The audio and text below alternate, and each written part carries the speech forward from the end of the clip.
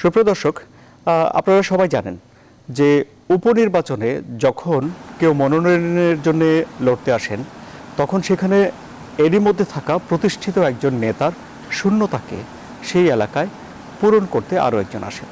এক কথায় বলতে গেলে সেখানে একটি নতুন নেতৃত্বের তৈরি হয়। কিন্তু এখন আমরা বেশ কিছুদিন ধরে সাম্প্রতিক রাজনীতি পর্যালোচনা করে দেখতে পাচ্ছি যে সেই নেতৃত্ব পূরণ করার জন্যে কোনো একটি দলের অঙ্গ সহযোগী কিংবা ভাতৃপ্রতিম সংগঠনের নেতারা পিছিয়ে পড়ছেন। সেখানে হুট করে ব্যবসায়ী সংগঠন থেকে কেউ এসে মনোনয়ন পাচ্ছেন, নির্বাচিত হচ্ছেন, এমনকি রাজনৈতিক দলের কেন্দ্রীয় কমিটিতেও তাদের জায়গা হয়ে যাচ্ছে অবলীলায়। তাহলে যারা মাঠে ঘাটে গণমানুষের পাশে থেকে নিজেদের রাজনৈতিক কেরিয়ার গড়ে তুলেছেন তারা কি তাতে করে কিছুটা হতাশ হয়ে পড়েন? তাহলে কি তৃণমূলের রাজনীতি কিছুটা বিবর্ণ হয়ে পড়ে, নাকি এটি এখন রাজনীতির চল যে ব্যবসায়ীরা এসেই দেখলেন সব কিছু জয় করে ফেললেন? এই সব কিছু নিয়েই আজ আমাদের জনতন্ত্র গণতন্ত্র ক্ষমতায় রাজনীতিতে ব্যবসায়ীদের প্রভাব। আমি আনোয়ার সাদি আপনাদের সঙ্গে রয়েছি।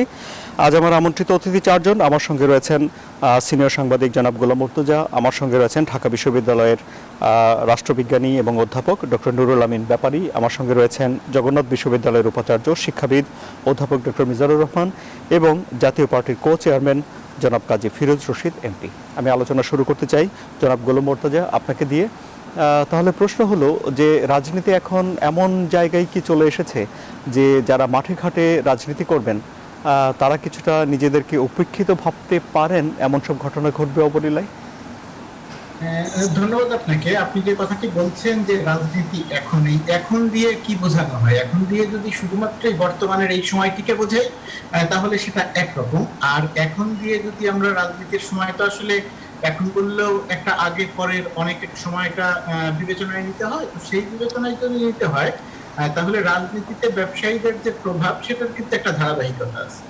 1954 সালের নির্বাচনে যেখানে 4% ছিল ব্যবসায়ী, পর্যায়ক্রমে ধারাবাহিকভাবে যদি আসে তাহলে এখন সেটা 60%-এর উপরে এসেছে এবং পর্যায়ক্রমে প্রতিটি নির্বাচনে পর্যায়ক্রমে এই জায়গাটি বেড়েছে। 2009 সাল পর্যন্ত সম্ভবত 63% ছিল 2009। তো এই যে ধারাবাহিকতা, তার মানে এই জায়গাটাতে একটি ধারাবাহিকতা আছে।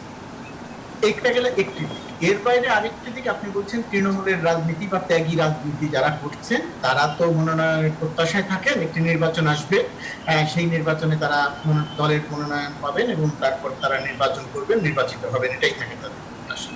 এরকম একটা অবস্থা সাধারণত থাকে দেশে যদি প্রচলিত রাজনীতি তার সঠিক পথে থাকে, ক্ষমতার থাকা দল, ক্ষমতার বাইরে থাকা দল, অর্থাৎ রাজনীতি যদি তার সঠিক ধারাবাহিকতায় থাকে, সঠিক পথে থাকে, তাহলে এরকম একটি জায়গা আপনি চিন্তা করতে পারেন। কিন্তু রাজনীতি যদি সঠিক পথে না থাকে, রাজনৈতিক কর্মকাণ্ড যদি না থাকে, ক্ষমতায় থাকা এবং ক্ষমতায় যাওয়া বা এটাই যদি হয় একমাত্র লক্ষ্য, এবং সেই ক্ষমতায় থাকা এবং ক্ষমতায় যাওয়ার জন্য যদি সাধারণ জনমানুষের ভোটের প্রয়োজন না হয়, সাধারণ মানুষের যদি ভোট দিতে না হয়, সেরকম একটা অবস্থা যদি দেশে তৈরি হয়ে যায়, এই তৈরি হওয়ার একটা ধারাবাহিকতা আছে, যদি সেটা তৈরি হয়ে যায় তাহলে সেই দেশে রাজনীতিতে ত্যাগী নেতা কর্মী বা রাজনৈতিক নেতা কর্মী বা তৃণমূলের নেতা কর্মীদের সেই অর্থে আর কোনো গুরুত্ব থাকে না। তখনই গুরুত্ব থাকতো যদি জনগণের ভোট পেয়ে নির্বাচিত হওয়ার একটা ধারাবাহিকতা থাকতো। তো সেই জায়গাটা যেহেতু নাই, সেই কারণে এখন এমন একটা অবস্থা তৈরি হয়েছে যে রাজনীতিবিদ রাজনৈতিক দলের মনোনয়নে যারা মনোনয়ন প্রত্যাশা করছেন তারা জানেন যে আমি যদি মনোনয়নটি যে কোনো উপায়ে সংগ্রহ করতে পারি তাহলে আমি নিশ্চিত এমপি, নিশ্চিত মেয়র, আমি নিশ্চিত ইউপি চেয়ারম্যান। এটা নিশ্চিত যে মনোনয়ন পত্রটি তাকে কোনো রকমে খালি সংগ্রহ করতে হবে, তারপরে তার আর নির্বাচনও করতে হবে না, নির্বাচন করতে হবে, ভোট পাওয়া বা অন্য কোনো প্রতিদ্বন্দ্বিতা প্রার্থীর সঙ্গে প্রতিদ্বন্দ্বিতা করে যে নির্বাচিত হওয়া, সেই জায়গাটিতে তার দিতে হবে না। তো এরকম একটা অবস্থা পর্যায়ক্রমে তৈরি হতে এটা মোটামুটি ভাবে এখন বাংলাদেশে একটা প্রাতিষ্ঠানিক রূপ পেয়েছে। তো সেই প্রাতিষ্ঠানিক রূপ পাওয়ার কারণে আমরা দেখছি যে রাজনীতিতে ঢাকা শহরে একজন মেয়র নির্বাচন, সেই মেয়র নির্বাচনে আমরা দেখছি যে সেখানে আওয়ামী লীগের যদি মনোনয়ন প্রত্যাশা করা হতো, মনোনয়ন পত্র চাওয়া হতো, তাহলে হয়তো 100 জন মনোনয়ন চাইতেন, কিন্তু সেই 100 জনের মধ্য থেকে একজনকেও বাছাই করা যাচ্ছে না। এখানে এমন একজন মনোনয়ন পাচ্ছেন যিনি রাজনীতির সঙ্গে সম্পৃক্ত নন, তিনি মানুষ খারাপ নন, তিনি মানুষ ভালো, সেগুলো অন্য আলোচনা। আমি বলছি তিনি রাজনীতির সঙ্গে সম্পৃক্ত নন। এই যে রাজনীতির সঙ্গে সম্পৃক্ত না হওয়া, এর প্রেক্ষিতে যেটা হচ্ছে যে রাজনীতিটা স্থবির হয়ে গেছে। রাজনীতিটা স্থবির হয়ে গেলে যেটা হয় যে রাজনীতি বাদ দিয়ে তখন সেই রাজনৈতিক কর্মী এবং ক্যাডাররা অন্যদিকে তাদের সময় ব্যয় করেন, নিজেরা কোন্দলে জড়িয়ে পড়েন, বিরোধী দলের অনুপস্থিতিতে সেই কোন্দলটি আরো তীব্র হয় এবং এর বাইরে তারা নানা রকমের কর্ম এবং অপকর্মের সঙ্গে সম্পৃক্ত হয়ে যান। যে কারণে আপনি যত রকমের অপকর্ম এই বাংলাদেশের বিভিন্ন অঞ্চলে দেখছেন, তার প্রায় প্রতিটির সঙ্গে ক্ষমতার সঙ্গে সংশ্লিষ্ট রাজনৈতিক দল, অঙ্গ সংগঠনের নেতাকর্মীদের একটা সম্পৃক্ততা দেখবেন। এর মূল কারণটি হচ্ছে যেহেতু ভোটের জন্য বা রাজনীতি করার জন্য জনগণের কাছে তাদের যেতে হচ্ছে না, সেই কারণে তারা জনগণকে এখন আর ধর্তব্যের মধ্যে রাখছেন না। ধর্তব্যের মধ্যে না রাখার কারণে তারা অর্থ, সম্পদ, প্রভাব, প্রতিপত্তি, দখলদারিত্ব এইগুলো বাড়ানোর পেছনে তারা তাদের সমস্ত মনোযোগ নিবিষ্ট করেছেন। এগুলোর পরিণতিতে যেটা হচ্ছে, রাজনীতিবিদরা তাদের ইমেজ সংকটে পড়ছেন, রাজনীতিবিদরা ইমেজ হারাচ্ছে এবং সেই ইমেজ হারানোর সুযোগ নিয়ে ব্যবসায়ীরা এগিয়ে আসছে, দলের মনোনয়ন পাচ্ছে। গণমাধ্যম আবার সাধুবাদ জানায় যে না, উনি একজন পরিচ্ছন্ন মানুষ, উনি একজন ভালো মানুষ, উনি কোনো রাজনীতির সাথে সম্পৃক্ত ছিলেন না, উনি দখলদারিত্বের সঙ্গে সম্পৃক্ত ছিলেন না, উনার অনেক টাকা আছে, উনি হয়তো আর দুর্নীতি করবেন না। এই বিষয়গুলো গণমাধ্যম আবার এক ধরনের সাপোর্ট দেয়। আমি আপনার কথা সূত্র ধরে আমি আপনার কথা সূত্র ধরে একটু জনাব কাজী ফিরোজ রশিদের কাছে যেতে চাই। জনাব কাজী ফিরোজ রশিদ, জনাব গোলাম মুর্তজা বলছেন যে রাজনীতি যদি ঠিক পথে না থাকে তাহলে যেসব ঘটনাগুলো ঘটতে পারে তা এখন তিনি দেখতে পাচ্ছেন, কি বলবেন আপনি?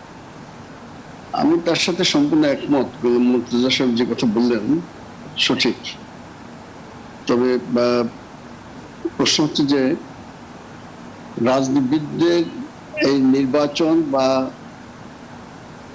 রাজনীতি, এইটা তো রাজনীতিবিদদের কাজ। কারণ সারা জীবন যারা রাজনীতি করে তারা নির্বাচন আসলে দাঁড়ায় এবং সেখানে জয় পরাজয় হয় একটা পর্যায়ে। কিন্তু সারা জীবন কোনদিন রাজনীতি করলো না, ভোটও কাউকে দেয় এবং এর ধারণা ভোটের দিন হয়তো দেখা গেছে তারা বিদেশে আছে। কে বসলো না বসলো ব্যাপার না, তারা ব্যবসা নিয়ে ব্যস্ত ছিলেন। কিন্তু জীবন সায়নে এসে হঠাৎ মনে পড়লো যে দেশের জন্য কিছু করার দরকার। তখন ছোট করে একটি রাজনীতি দলে গেল, উনি টাকার মালা দিলেন আর তাকে ওনারা একটি কাগজের মালা দিক বা ফুলের মালা দিয়ে বরণ করলেন। মালা বদল হয়ে গেল, উনি চলে গেছিলেন এলাকায়, এখান থেকে ওহী নাজিল হয়ে গেল, জমুকে দেওয়া হয়েছে প্রত্যেকটা নেতা কর্মী তার পিছনে ঝাঁপিয়ে পড়ো, জীবন শুরু করে তাকে জেতানোর জন্য তোমরা সর্বশক্তি নিয়োগ করো। শুরু হলো নির্বাচন, তারপর নির্বাচন জয় পর্যায়ে আছে। এইটা হয়ে আসতেছে। 70 সালে এগুলো আমরা দেখিনি। 70 নির্বাচনে খুব কম ছিল, কত পার্সেন্ট ছিল আমি মুর্তজা বলেছেন, আমার জানা নেই। সেই নির্বাচনে অংশগ্রহণ করেছিল আওয়ামী লীগ এবং আমি সেই নির্বাচনে বঙ্গবন্ধুর এজেন্ট হয়ে পুরান শহর, যেখানে আমি এক এমপি কাজ করেছিলাম, খাজা খয়রুদ্দিন সাহেব দাঁড়িয়েছিল। উনি কিন্তু রাজনীতিবিদ ছিলেন, কোনো ব্যবসায়ী ছিলেন, ঢাকার নবাব। কিন্তু এর পরে পর্যায়ক্রমে রাজনীতিতে প্রবেশ ঘটলো, প্রবেশ বলবো না, প্রবেশ ঘটলো। আমরাই তাদেরকে স্বাগত জানালাম এবং যেটা উনি বলছেন যথার্থ, যে এই সমস্ত বড় বড় ব্যবসায়ীদের রাজনীতিতে যখন প্রবেশ ঘটে তখন আপনার মিডিয়াগুলো তাদেরকে ফলো করেন। আমি বলবো মিডিয়ার দোষ না, কারণ যারা আসতেছে তাদেরই তো মিডিয়ার মালিক, তো তারাই বলছেন। আমি একমত, মিডিয়ার মালিক তো তারাই, আমরা তো মিডিয়ার মালিক না।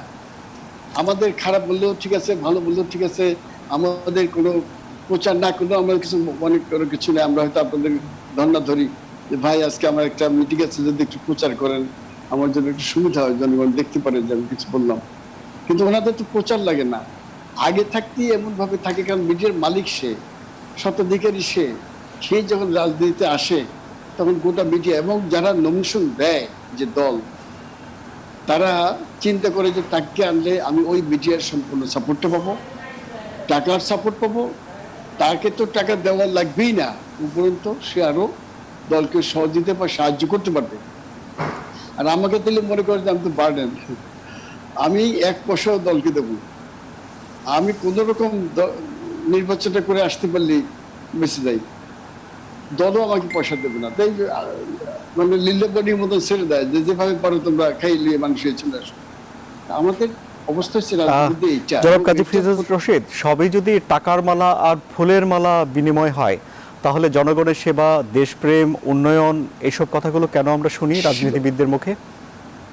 সেবা তো এরা দিচ্ছে, আপনারা দেখতেছেন তো। আমাদের থেকে বেশি সেবা তারা দিতে পারে। তাদের ওই যে আপনি একটা বলছিলাম একমত, তাদের প্রচুর টাকা আছে, অর্থ আছে, গাড়ি বাড়ি আছে, তারা যেখানে যায় সেখানে প্রতিদিন টাকা। একটা নির্বাচনে তারা 10 কোটি 20 কোটি টাকা খরচ করতে পারে। আমি একটা নির্বাচনে 1 কোটি টাকা খরচ করে কোটি নিয়ে যাই, কারণ হাঁটতে হাঁটতে দিনে 6 ঘন্টায় হাঁটতে 8 ঘন্টায় হাঁটতে হয়। মানে এত স্পিড যে এই ওয়ার্ড থেকে হেঁটে আরেক ওয়ার্ডে গেলাম, এই ওয়ার্ডে মানুষ ক্লান্ত হয়ে পড়ে, কিন্তু আমি তো সেই ওয়ার্ডে গিয়ে আবার তাদের নিয়ে শুরু করলাম। আমাদের কাজ করতে হয়। আমি আপনার কাছে আবারও আসবো। আমি একটু জনাব অধ্যাপক ডক্টর মিজানুর রহমানের কাছে যেতে চাই। জনাব অধ্যাপক মিজানুর রহমান, তাহলে রাজনীতিকে এখন ফুলের মালা এবং টাকার মালা বিনিময়ের মধ্যে ঘুরপাক খাচ্ছে কি? আচ্ছা, প্রথমে বলি, এটা মুর্তজা ভাই যথার্থই বলছেন। হিস্ট্রিক্যালি আপনি 54 সালে নির্বাচনে আমাদের 4% মাত্র ছিল ব্যবসায়ী, আর 1973 সালে যে প্রথম নির্বাচন হয় বাংলাদেশে, এখানে এসে এটা মানে 19 বছরের মধ্যে এটা আরো 9% বেড়ে যায় মাত্র। এটা মাত্র বলছি এই জন্য, তখন হয় 13%। আর শুধু 1979 সালে জিয়াউর রহমান সাহেবের বাংলাদেশে যখন দ্বিতীয় সংসদ নির্বাচন হয়, এটা মাত্র 6 বছরে 21% বাড়ে ব্যবসায়ীর সংখ্যা, এটা 34% চলে যায়। আর এটা যে বাড়া শুরু হয় এর সাথে আমল টামল হয়ে এখন এটা অ্যারাউন্ড 70%। এটা মানে কেন হচ্ছে জিনিসটা এটা? তো সেটা নিয়ে সারা পৃথিবীতে অনেকটা এই ধরনের ঘটনা আসছে, কিন্তু মানে ট্রেন্ডটাই এরকম। আমেরিকান খুব শিকাগো বিশ্ববিদ্যালয়ের প্রফেসর স্কট গিলবার্ট এই নিয়ে খুব প্রমিনেন্ট, নুরুল ভাই ভালো বলতে পারবেন আরো, অনেক আর্টিকেল লিখছেন এই যে বিজনেসম্যান এবং এদের যে ইনভলভমেন্ট। প্রথম কারণটা হচ্ছে পলিটিক্যাল পার্টি যেখানে দুর্বল, এবং সেখানে আসলে সরাসরি ব্যবসায়ীরা, সারা পৃথিবী উনি রিসার্চ করে বলছেন যেসব দেশে পলিটিক্যাল পার্টিগুলো খুব দুর্বল সেখানে এই সুযোগটা ব্যবসায়ীরা নিয়ে নেয়। আর আরেকটা হচ্ছে মুর্তজা ভাই যেটা বললেন, সরকারি দল জেতার সম্ভাবনা আছে, এই জন্য কোন রকমের নমিনেশনটা পাওয়ার জন্য সবাই চেষ্টা করে, এইটাও ঠিক না। আজকে বিএনপি অফিসের সামনে ভয়াবহ মারামারি হয়েছে, দুইজনের অবস্থা আশঙ্কাজনক। বিএনপি তো এখন বিরোধী দলে, আর জেতার যদি আপনি মনে করেন বিরোধী দলের কোনো সম্ভাবনা না থাকে, তাও শুধু নমিনেশনটা পাওয়া একটা বিরাট ব্যাপার হয়ে গেছে। কারণ আমি অনেককে দেখি, আমার কাছে অনেকে ভিজিটিং কার্ড দেয় যে 1900 সালে নির্বাচনে উনি মনোনয়ন পেয়েছিলেন উমক দলে। এটাও মানে পরিচয়ের একটা অংশ। নমিনেশন পাওয়া ইজ অলসো ভেরি ইম্পর্টেন্ট। আসলে প্রবলেমটা হচ্ছে অন্য জায়গায়। লেটু বলে গেছিল যে এই যে পাবলিক অফিসগুলো, এগুলোকে যদি আপনি অনেক লাভজনক করে ফেলেন, তাহলে ওখানে লুবি লোকের সমাহার হবে। এখানে কোনো পলিটিক্সের বিষয় এখন আর নাই। লুবি লোকগুলো যারা এটাকে ব্যবহার করে, ক্ষমতাকে ব্যবহার করে আরো তাদের যে সম্পদ আহরণ থেকে আরম্ভ করে, অথবা সম্পদের কথা বাদ দেন, তাদের সম্মান প্রতিপত্তি বাড়ানোর জন্য একটা লোক যাদের আছে, তাদের একটা সমাহার কিন্তু রাজনীতিতে হচ্ছে, নিশ্চিত করে এটা বলা যায়। আর পলিটিশিয়ানরা কেন আসছে সারা হচ্ছে না, আসলেও কিন্তু আপনি পলিটিশিয়ানের প্রভাবটা কিন্তু থাকতো। আমেরিকা থেকে আরম্ভ করে ইউরোপের বিভিন্ন দেশে এই পলিটিক্স যদি সরাসরি নাও আসে, ওরা বিজনেসম্যানরা লবি করে, লবি এমপিদের কিনে ফেলে, সিনেটরদের কিনে ফেলে। আমেরিকায় তেল সিনেটর, গান সিনেটর এরকম নামে আছে। ভারতে একই অবস্থা হয়েছে। ভারতে পার্লামেন্টারি স্ট্যান্ডিং কমিটির এক আপনার চেয়ারম্যান, কর্ণাটকের এক রাজ্যসভা সদস্য, সে তারে বলে বিড়ি এমপি, বিড়ি, উনি বলছেন বিড়ি সিগারেট খেলে ইয়া হয় না, ক্যান্সার হয় না। অর্থাৎ আমি বলছি এই জন্য ব্যবসায়ীরা এই সুযোগটা এইভাবে না হলে ওইভাবে নেবে। কারণ বিদেশে যেটা করে লবিস্ট নিয়োগ করে, বিজনেস হাউস গুলো প্রচুর টাকা খরচ করে তাদের পক্ষে এমপিদেরকে রাখে, যাতে নীতি নির্ধারণী পর্যায়ে সবকিছু তাদের পক্ষে থাকে, এই তাদের স্বার্থে থাকে। আর আমাদের দেশে যেহেতু দুর্বল একটা পলিটিক্যাল কাঠামো, রাজনৈতিক দলগুলো দুর্বল, আমরা প্রথমেই যেটা করি, ইলেকশন আসলে সবাই মিলে টকশো করি, নির্বাচন কমিশনের ক্ষমতা, পুলিশের, প্রশাসনের, এগুলো বলি।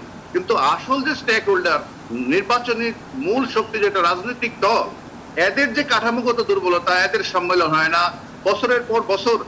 মানে বিএনপির তো বটেই, এবং আওয়ামী লীগেরও অনেক কমিটি আছে যেটা 15 বছরের পুরানো, 10 বছরের পুরানো, আর বিএনপির তো 20 বছরের পুরানো কমিটি অনেক আছে। যার কারণে এই যে কাঠামোগত রাজনৈতিক দলের যে দুর্বলতা, শূন্যতা, এইটা যখন খুব দুর্বল হয়ে পড়ে, তখন এই ফাঁকে এসে এই গার্মেন্টস এর ব্যবসায়ীরা, চিনির ব্যবসায়ী, তেলের ব্যবসায়ী, বিদ্যুতের ব্যবসায়ী, এই লবিস্ট গ্রুপগুলো যারা আগে এমপিদের দিয়ে লবি করাতো, এখন আর ওই টাকাটা খরচ না করে বরং ওইটা এক জায়গায় দিয়ে হয়তো এমপি হয়ে যায়। এখন আমি আপনার কাছে আবার আসছি। জি, আপনার কাছে আসছি। আমি একটু রাষ্ট্রবিজ্ঞানী অধ্যাপক ডক্টর নুরুল আমিন ব্যাপারীর কাছে যেতে চাই যে হ্যাঁ, ব্যবসায়ীরা যারা আইন প্রণয়ন করে তাদেরকে প্রভাবিত করার চেষ্টা করবেন। সবাই যারা আইন প্রণয়ন করে, পলিসি নির্ধারণ করে, তাদেরকে প্রভাবিত করার একটা চেষ্টা করে, এটাই স্বাভাবিক, রাষ্ট্রীয়ভাবেই চলে। কিন্তু সরাসরি যদি যারা প্রভাবিত করতে চান তারা সরাসরি আইন প্রণেতাদের জায়গায় বসে যান, তাহলে বিষয়টি কি দাঁড়ায়? জনাব অধ্যাপক ডক্টর নুরুল আমিন ব্যাপারী। আসলে থ্যাংক ইউ। আসলে যেভাবে জনাব গোলাম মুর্তজা সাহেব শুরু করেছেন এবং সুন্দরভাবে তিনি অবতারণা করেছেন, এবং কাজী ফিরোজ রশিদ সাহেব 70 সালে নির্বাচন উল্লেখ করে সে ওখানে আপনার শ্রেণী কী পরিমাণ ছিল পার্লামেন্ট মেম্বার, তা আলোচনা হয়েছে। এবং সবচেয়ে সুন্দরভাবে আলোচনা করেছেন জগন্নাথ বিশ্ববিদ্যালয়ের ভাইস চ্যান্সেলর। আপনি বলতে থাকুন, আমরা শুনতে পাচ্ছি। ঠিক করেন না? শোনা যাচ্ছে, বলুন। অধ্যাপক ডক্টর মিজানুর রহমান সাহেব,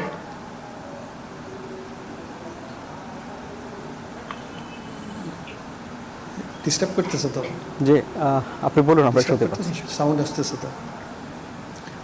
ঠিক আছে, আমি শুরু করছি। এখানে একটু ডিস্টার্ব, আপনি বলতে থাকুন, আমরা শুনছি। আসলে ঘটনা যেটা সহজভাবে যদি আমরা বিশ্লেষণ করি তা হচ্ছে রাজনীতিবিদ এবং প্রেশার গ্রুপ, পলিটিক্যাল পার্টি এবং প্রেশার গ্রুপ ভিন্ন দুটো জিনিস। অর্থাৎ যারা ব্যবসায়ী শ্রেণী, পুঁজিপতি, তারা প্রকৃতপক্ষে তাদের প্রভাব বিস্তার করেন পার্লামেন্টে অর্থাৎ সংসদে না এসে বাহির থেকে রাজনীতিবিদদের উপরে প্রেশার প্রয়োগ করে তারা তাদের সুবিধাগুলো নিয়ে নেন। কিন্তু আমাদের দেশে যেটা হয়েছে বিপরীত রূপ ধারণ করছে। এজন্য প্রকৃতপক্ষে যেখানে পলিটিক্যাল ইনস্টিটিউশনগুলো শক্তিশালী হয়, দাঁড়িয়ে যায়, সেখানে আমরা দেখব এ ধরনের পুঁজিপতিরা প্রকৃতপক্ষে পার্লামেন্টে আসতে চাবে না এবং আসতে চায়ও না, আসেও না। যেমন আমাদের প্রতিবেশী রাষ্ট্র ভারতের দিকে যদি আমরা তাকাই, তাহলে দেখব ওখানে টাটা, বিড়ালা, ডালমিয়া সহ অন্য যে সমস্ত পুঁজিপতি আছে, তাদের স্বার্থগুলো কিন্তু তারা রক্ষা করেন প্রকৃতপক্ষে ওই পার্লামেন্ট মেম্বারদের মাধ্যমে। কিন্তু তারা সক্রিয়ভাবে পার্লামেন্টে গিয়ে রাজনীতিতে অংশগ্রহণ করেন না। জনাব ফিরোজ সাহেব যে কথা উল্লেখ করেছেন সেটা আমরা স্পষ্টভাবে যদি আরও ব্যাখ্যা করি, আওয়ামী লীগের 1949 থেকে 70 সালের যে বিশ্লেষণটা যদি আমরা করি, তাহলে আমরা দেখব তাদের ওখানে যাদের আধিপত্য বেশি ছিল তারা ছিলেন প্রকৃতপক্ষে উকিল শ্রেণী, শিক্ষক শ্রেণী পরে এসেছে। এবং আমরা দেখব স্বাধীনতার পরে নব্য ধনিক শ্রেণী যখন সৃষ্টি হয়ে গেল বাংলাদেশে, তখন আমরা দেখব তাদের চরিত্রটা কিন্তু অন্যরূপ দেখা গেল। অর্থাৎ আমাদের পুঁজিটা যেহেতু পশ্চিমা ধাঁচের পুঁজি না, অর্থাৎ এই পুঁজিটা প্রকৃতপক্ষে আমাদের গণতন্ত্রকে রক্ষা করার জন্য, প্রতিষ্ঠা করার জন্য কিন্তু প্রতিষ্ঠিত হয়নি অথবা ধাবিত হয়নি। আর আমরা সকলেই জানি আমাদের গণতান্ত্রিক ব্যবস্থা হচ্ছে প্রকৃতপক্ষে পুঁজিবাদী বুর্জোয়া গণতান্ত্রিক ব্যবস্থা। এখানে পুঁজিপতিদের আধিপত্য থাকবে, আধিপত্য তারা বিস্তার করবে, কিন্তু সে আধিপত্য তারা বিস্তার করবে যে রাজনীতিকবিদদের মাধ্যমে। কিন্তু আমরা দেখি যখন 72 থেকে 75 সালে একটি গণতান্ত্রিক পরিবেশ, যখন গণতান্ত্রিক অবস্থা সৃষ্টি হতেছিল, তখন আমরা দেখব এই ধারাটি প্রচলিত ছিল। পরবর্তী পর্যায়ক্রমে আমরা দেখি ধীরে ধীরে এটা ব্যাহত হয়। অধ্যাপক মিজানুর রহমান সাহেব যেভাবে প্রশ্ন তুলেছেন এটা সত্যি। হ্যাঁ, যে বর্তমান সময়ে আরও এর সংখ্যা বেড়ে গিয়েছে, ব্যবসায়ীদের পার্লামেন্টের তারা যে অংশগ্রহণ করে পার্লামেন্ট সদস্য হিসাবে। এটা শুরু হয়েছিল 75 সালের পরে, এটা শুরু হয়েছে ঠিকই, কিন্তু আমরা দেখব সবচেয়ে বেশি বিকট রূপ ধারণ করেছে 2014 সালে 5 জানুয়ারি নির্বাচনের পরে। এবং আমরা দেখব 30 তারিখে, অর্থাৎ 18 সালের 30 তারিখে যে নির্বাচনটি 29 তারিখে রাত হয়ে গেল, তারপর আর রাজনীতিবিদদের দিকে কেউ কোনো গুরুত্ব আরোপ করলো না। অর্থাৎ এখানে আমরা দেখব ওই যে পুঁজিপতি, এই পুঁজিপতি কিন্তু দুটো রূপ বাংলাদেশে। আমাদের বাংলাদেশের পুঁজিপতিরা কিন্তু আপনার কাছে একটা ছোট প্রশ্ন করি, ব্যাপারটা কি এমন দাঁড়িয়েছে এখন যে ব্যবসায়ীদেরকে মনোনয়ন না দিলে রাজনৈতিক দলগুলো ভাবছে যে তারা পিছিয়ে পড়বে, এবং এ নিয়ে আওয়ামী লীগ, বিএনপি, জাতীয় পার্টির ভিতরে এক ধরনের প্রতিযোগিতা চলছে, তাই কি?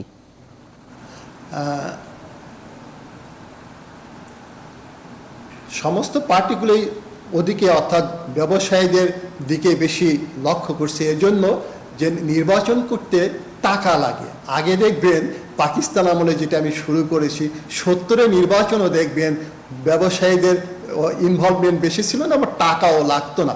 কিন্তু ইদানিংকালে নির্বাচনগুলোতে আমরা দেখি প্রচুর পরিমাণে টাকা লাগে। আমরা দেখতে পেয়েছি নির্বাচন কমিশন নির্বাচন করার জন্য একটি টাকার পরিমাণ বেঁধে দিয়েছে, এবং যে টাকা বেঁধে দিয়েছে সেই টাকা প্রার্থীদেরকে দেওয়ার মতো সক্ষমতা বাংলাদেশের সব রাজনৈতিক দলগুলোরই আছে। তাহলে কেন শুধু টাকার জন্যই ব্যবসায়ীদেরকে কাছে টানতে হবে?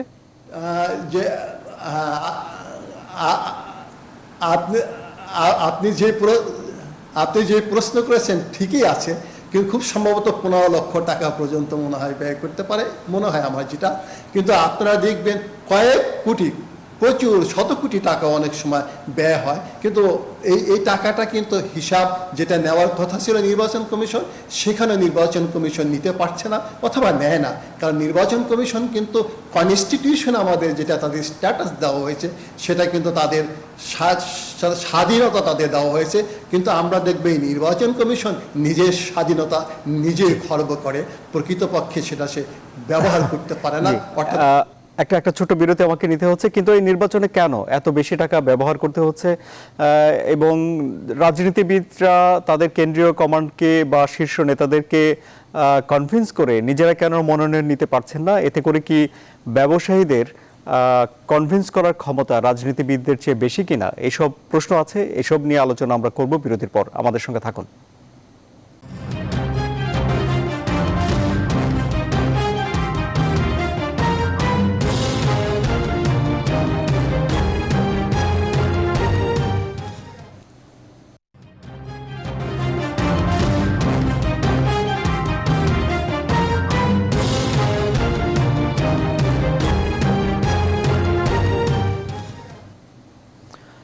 আবারও স্বাগত। আপনারা দেখছেন জনতন্ত্র গণতন্ত্র।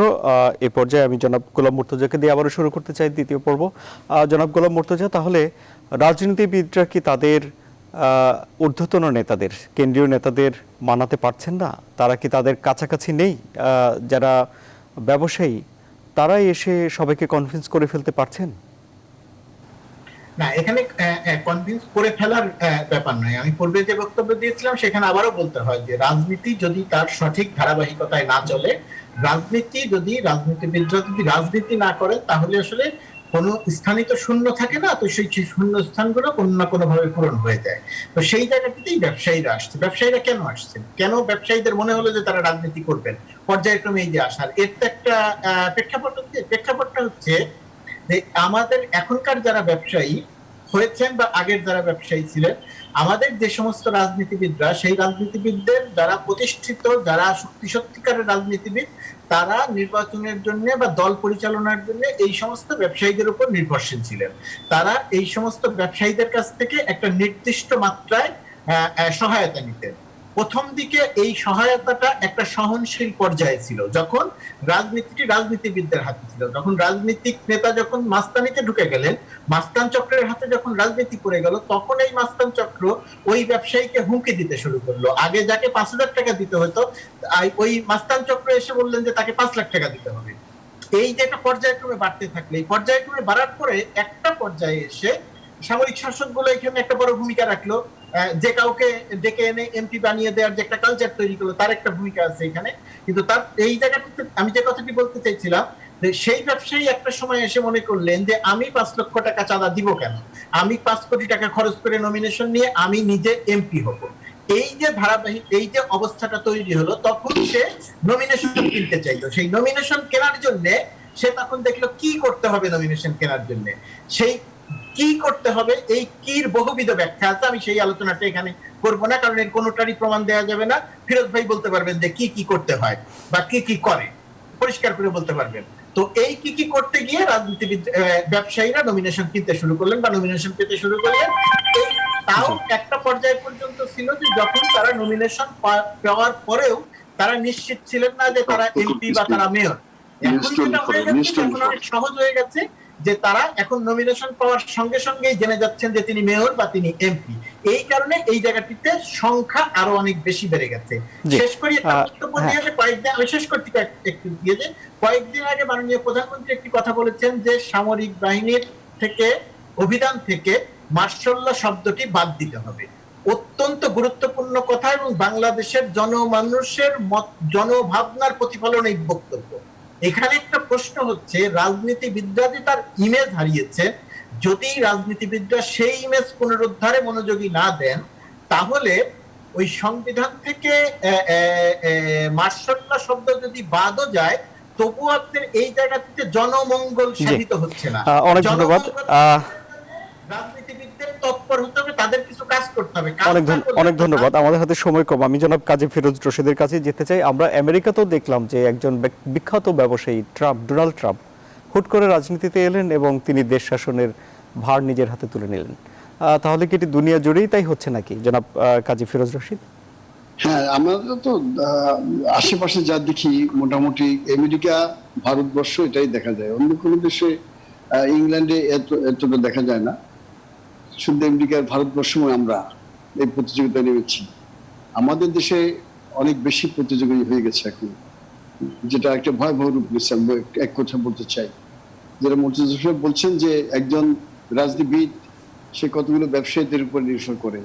ব্যবসায়ী যখন দেখে যে তাকে এত বেশি টাকা দিতে হয়, চাঁদা দিতে হয়, বরং যেন তেন ভাবে সে নমিনেশন কিনতে পারে 5 কোটি টাকা দিয়ে বা 10 কোটি টাকা দিয়ে কিনতে পারে, তাহলে সে একচোটে মেম্বার পার্লামেন্ট হয়ে গেলে তাকে এক চাঁদা দিতে হলো না।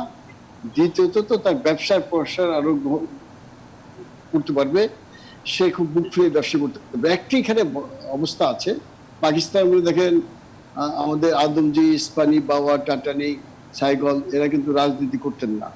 তারা রাজনীতিবিদদেরকে তারা পরিচালনা করতো অথবা টাকা দিয়ে সাহায্য করতো। ইভেন টাটা, বিরলা তারাও কখনো রাজনীতি করতে আসেন নাই, খুব কম আসছে। পরবর্তী সময় দু একজন ঢুকছে, সিন্ধিয়া গ্রুপ টুকরা ঢুকছে আর কি, ইদানিং ঢুকছে। কিন্তু একটা ভয়াবহ দিকও আছে। এইটা আছে যে যদি কখনো সরকারের ভোটের মাধ্যমে পরিবর্তন হয়, তো যারা এখন ওইখানে গেছেন তারা কিন্তু রাতারাতি ভোট পাল্টাবেন এবং ডাবল টাকা দিয়ে কিন্তু আবার তাদেরকে নতুন করে নাম লেখাইতে হবে, ইনলিস্টেড করতে হবে, নাহলে একটা ভয়াবহ রূপ দেবে তার এই ব্যবসা বাণিজ্যের উপরে, যেটা সাধারণ আমরা যারা রাজনীতি করি আমাদের উপরে এই প্রভাব পড়ে না, কারণ আমাদের ওই নেই তো। আর রাজনীতিতে বেশি টাকা কেন লাগবে? নির্বাচনে মোটেও লাগতো না, 70 ইলেকশনে কোনো টাকা লাগে নাই। সেখানে যারা প্রতিদ্বন্দ্বিতা করছে সবাই ছিল রাজনীতি, অত কেউ টাকা খরচ করতে পারে না এবং জনগণ তাদের। এখন হয়েছে কি, যখন একজন রাজনীতিবিদের সাথে একজন ব্যবসায়ীর নামে সে যখন 5 কোটি টাকা খরচ করে আর রাজনীতিবিদ যখন 50 লাখ টাকা খরচ করে বসে পড়ে, তখন মুশকিল হয়ে যায় যে তার কর্মীদের কাছে সে ছোট হয়ে যায়। বলে ওই ক্যাম্পে জমজমাট অবস্থা, খাওয়াচ্ছে, বিরিয়ানি টাকা দিচ্ছে, আর আমরা শুধু আপনার মুক্তি টাকা দিতে পারি না। তখন শুরু হয় কম্পিটিশন টাকার। আসলে এখানে এখন থেকে যদি এটাকে না দেখা যায়, আমার মনে হয় যে যেভাবে গোটা প্রতিষ্ঠান ঢুকতেছে রাজনীতিতে, যেমন এই যে বিজেপি ঢুকে গেল, সব বিজেপি ঢুকে গেছে, যতগুলো প্রতিষ্ঠান আছে যদি সব ঢুকে যায় সরকারি দলে, অবস্থাটা কি হবে সরকারি দলের? আমি তা বুঝি না যে এত লোককে তারা জায়গা দিয়ে, আসল পলিটিশিয়ানদের তো তারা জায়গা দিতে পারে, তাদের সংখ্যা তখন হয় 10%, 90% তারা ঢুকে যাবে, তখন কি অবস্থা দাঁড়াবে? সেটা একটা ভাববার বিষয়। এখন তো 70% আছে, এটা আরো বেড়ে যেতে পারে আগামী নির্বাচনে। জনাব অধ্যাপক ডক্টর মিজানুর রহমান, জনাব গোলাম মুর্তজা বলছেন যে রাজনীতিবিদরা ইমেজ হারিয়েছে, জনাব কাজী ফিরোজ রশিদ বলছেন রাজনীতিবিদরা ক্রমান্বয়ে দেশ পরিচালনা থেকে দূরে সরে যাচ্ছে, তাদের অভিজ্ঞতা কাজে লাগানো যাচ্ছে না, কি বলবেন? ইমেজ যদি হারিয়ে থাকে সেটা পুনরুদ্ধারও রাজনীতিবিদদেরই করতে হবে। আমি ব্যবসায়ীরা রাজনীতি করবে অথবা যারা রাজনীতিবিদ তারা ব্যবসা করবে, আমি এটা কোনোটারই দোষের কিছু আমি দেখি না। কারণ কারো পেশা তো রাজনীতি হইতে পারে না। এক সময় ছিল একবারে 50-এর দশকে 60-এর দশকে কমিউনিস্ট পার্টি, অথবা এখনো আছে বাসদের খালেকুজ্জামান বাইটে, এরকম 2-4 জন তো আছেই, এটা তাদের পেশাটাই রাজনীতি, আর কিছু করে না ওরা। আমাদের আব্দুর রাজ্জাক ভাই আওয়ামী লীগের, উনিও আমার জানা মতে কিছু করতেন না, ওই রাজনীতি করতেন। কিন্তু আমার মনে হয় সেই দিনটা এখন চলে গেছে। ব্যবসায়ীদের রাজনীতি করার সমস্যাটা হচ্ছে ল্যাটারাল এন্ট্রি, অর্থাৎ কোন রাজনীতিবিদ যদি ব্যবসা করে আমি দোষের কিছু দেখি না, কারণ রাজনীতি করতে টাকা লাগবে। যত কথাই আপনি বলেন না কেন, এই যে কর্মী সমর্থক যারা আজকে বিএনপি অফিসের সামনে আসা দাঙ্গা হাঙ্গামা করলো, মারামারি করলো, এদের পিছনেও টাকা খরচ করতে হয়েছে। আগে আমরা যখন স্টুডেন্ট পলিটিক্সে বা আরো ছোটবেলায় যে সকল ইলেকশন গুলো আমরা দেখছি, কর্মীরা দেয়ালে দেয়ালে পোস্টার লাগাইতো, এটি একটা তাদের উৎসাহ, প্রেরণা। আর আপনি এখানে আছে, উনি ইলেকশন করছেন, ভালো করে জানেন। আপনি 1000 পোস্টারের সাথে 10,000 টাকা নগদ দিলে ওরা নিবে, নাহলে মুখের উপর ফেলে দিয়ে চলে যাবে। আপনার কর্মী যাদেরকে বলতেছেন, ভোটার যাদেরকে বলতেছেন, ভোটারও কিন্তু মনে করেন না যে অত সহজ। এখন আপনি কিছু একটা না খাওয়াইলে আর আপনার সাথে কথাও বলবে না, এবং সে আবার প্রত্যেকের থেকে কিছু একটা খাচ্ছে, চা নাস্তা কিছু একটা খাচ্ছে। এই যে অবস্থা রাজনৈতিক কালচারের মধ্যে হয়ে গেছে, সেখানে টাকা ছাড়া পলিটিক্স করা যাবে না। এটা থেকে যদি বেরিয়ে আসতে পারেন, আর 25 লাখ টাকা মানে নির্বাচন আরেকটা হাস্যকর জিনিস। আরে ভাই, নমিনেশন পাওয়ার দিনই তো 25 লাখ টাকা খরচ হয়ে যায়। এই যে ব্যাপারটা, এর মধ্যে যদি আমরা ট্রান্সপারেন্সি আনতে না পারি এবং আমাদের পলিটিক্যাল কালচারে যদি পরিবর্তন আনতে না পারি, আর বিশেষ করে lateral entry of the business people in the politics, এই যে হঠাৎ করে আসা ব্যবসায়ী ডোমিনেট, এটা যদি ব্যবসায়ীরা যদি ছোটবেলা থেকে অনেকদিন থেকে রাজনীতি করে অথবা রাজনীতিবিদরা যদি ব্যবসা করে, কোনো দোষের কিছু দেখি না। কিন্তু সমস্যাটা হচ্ছে আপনার নাম গন্ধ নাই, পলিটিক্সের সাথে কোনো সম্পর্ক নাই, এখন এসে জাস্ট নমিনেশন নিয়ে দাঁড়িয়ে যাবেন।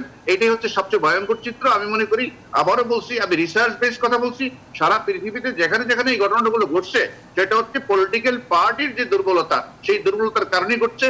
আমরা পলিটিক্যাল পার্টিগুলোকে যদি শক্তিশালী করতে না পারি, ওদের কমিটি, ওদের কনস্টিটিউশন, গঠনতন্ত্র, মানে এদের যে হায়ারার্কি, কমান্ড, এগুলো যদি আমরা ঠিক করতে না পারি, তাইলে আমাদের যে গণতন্ত্রের ত্রুটি অনেক আছে। চার্চিল যেটা বলছিল, গণতন্ত্র হচ্ছে সবচেয়ে বাজে শাসন ব্যবস্থা, যেগুলো ইতিমধ্যে আমরা চর্চা করছি, এগুলোকে বাদ দিলে, মানে ইতিমধ্যে আমরা যেসব ব্যবস্থা আছে সেগুলোর বাইরে গিয়ে যদি আপনি গণতন্ত্র থেকে, এর মধ্যে প্রচুর সমস্যা কিন্তু আছে। যার কারণে এখন যে সনাতনী যে গণতন্ত্র যেভাবে ছিল, সেই ব্যবস্থা থাকবেও না, ডিউ টু মানে মিডিয়ার যে এক্সপানশন, বিশেষ করে সোশ্যাল মিডিয়া এবং অন্যান্য মিডিয়ার কারণে, এবং যে ইনভেস্টমেন্ট এবং ওখানে যে বিনিয়োগ শুরু হয়ে গেছে, সেখানে আমি মনে করি সনাতন যে রাজনীতি সেটা থাকবে না, এবং সেখানে পরিবর্তন আসবে। কিন্তু এই পরিবর্তনগুলোকে ধারণ করার জন্য রাজনৈতিক দলগুলোকে সক্ষমতা অর্জন করতে হবে। অনেক ধন্যবাদ, অনেক ধন্যবাদ।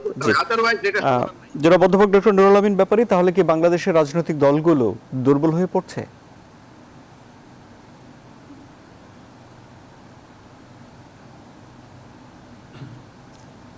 যে কথা আমি আগেই বলছি, এবং আমাদের এখানে যে আমাকে বাদ দিয়ে আরও 3 জন বক্তা সুন্দরভাবে বিশ্লেষণ করেছেন। অধ্যাপক মিজানুর রহমান সুন্দরভাবে বলছেন, আগের অংশে তিনি গণতন্ত্রের যে ডিক্লাইনিং অবস্থা যাচ্ছে সারা দুনিয়াতে, এটা উল্লেখ করেছেন। জনাব ফিরোজ রশিদ সাহেব বলছেন যে বিজনেসম্যানরা বিশেষ করে সারা দুনিয়াতে অংশগ্রহণ করে, কিন্তু বাংলাদেশের মতো এত ব্যাপক হারে রাজনীতিতে কোনোখানে অংশগ্রহণ করে না। আমার এই প্রসঙ্গে আমি একটি বক্তব্য উল্লেখ করতে চাই, সেটি হচ্ছে এ বিষয়ে স্যামুয়েল পল হান্টিংটন তার political order in changing societies এখানে উল্লেখ করেছেন গণতন্ত্রকে সুপ্রতিষ্ঠিত করতে হলে কি কি করতে হবে, এবং সেখানে তিনি প্রথমেই উল্লেখ করেছেন যে ইনস্টিটিউশন বিল্ড আপ যদি না করা যায়, তাহলে গণতন্ত্র প্রকৃতপক্ষে তার সুন্দর রূপ কখনো পায় না। আমি ও বিষয়ে যাব, এবং তার আরেকটি বই আছে, সেই বইটি হচ্ছে থার্ড ওয়েভ অফ ডেমোক্রেসি, গণতন্ত্রের তৃতীয় ঢেউ। অনেকে অবশ্য বলেন তার হয়তোবা আরেকটি বই লেখা উচিত ছিল, ফোর্থ ওয়েভ অফ ডেমোক্রেসি, অর্থাৎ বর্তমানে সারা দুনিয়াতে যেভাবে গণতন্ত্র যাচ্ছে, including United states of America, এমনকি গ্রেট ব্রিটেনও আমরা দেখি অন্য রূপ ধারণ করতেছে, প্রকৃত গণতান্ত্রিক রূপটা ধারণ করতেছে। কিন্তু আমাদের সবচেয়ে অ্যালার্মিং বিষয় হচ্ছে বাংলাদেশ কনটেক্সটে, অর্থাৎ বাংলাদেশে যেভাবে গণতন্ত্র ডিক্লাইনিং অবস্থায় চলে যাচ্ছে সেটা কিন্তু ভয়াবহ রূপ ধারণ করতেছে। আমাদের মাননীয় প্রধানমন্ত্রী যে কথা কিছুক্ষণ আগে আপনারা উল্লেখ করেছেন যে সেনাবাহিনীর অফিসারদের সামনে বক্তব্য রাখতে গিয়ে বলেছেন মার্শাল ল শব্দটি আপনাদের অভিধান থেকে উঠিয়ে ফেলবেন। আমরা জানি যে কীভাবে এই ধরনের অবস্থা সৃষ্টি হচ্ছে, কী জন্য, অর্থাৎ এ বিষয়ে আমি বেশি বিশ্লেষণ করবো না, কারণ একটু অসুবিধাও আছে, জানেন কোথা থেকে কোন শব্দ আবার চলে যেতে পারে। কিন্তু টমাস হবস একটা সুন্দর একটা বক্তব্য দিয়েছেন, মার্শাল ল অর্থাৎ সেনাবাহিনী কখন ক্ষমতায় আসে, তাস খেলার সময় যখন আমাদের হাতে আর ভালো তাস থাকে না, তখন ক্লাবস দিয়ে টার্মস করা হয়। অর্থাৎ এই প্রসঙ্গে তিনি বলছেন রাজনৈতিক দলগুলোরও কিন্তু লক্ষ্য রাখতে হবে।